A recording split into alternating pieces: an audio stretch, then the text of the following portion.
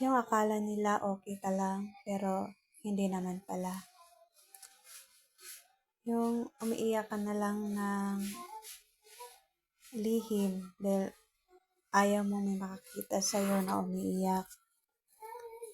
Dahil ayaw mo kaawaan ka ng iba. Pero hindi nila alam na tiniis mo lang lahat ng sakit at hirap para sa iyong mga anak. Napakahirap, pero kinakaya. No choice naman kasi dahil ito ang nakatadhana sa akin.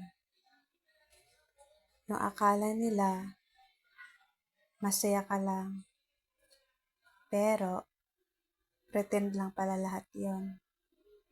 Ayaw mo lang nakaawaan ka ng iba. So, yun ang totoo. Dahil ayaw mo rin na makita ng mga anak mo na malungkot ka at umiiyak. Kahit ang bigat na ng damdamin, pero kinakaya talaga. Yung bigla ka na lang iiyak dahil nakaalala mo yung mga problema sa buhay. Yung mga sitwasyon mo na nagpapabigat sa iyong kalooban. So, yun lang guys. Thank you sa pakikinig. Please don't forget to like and subscribe to my channel.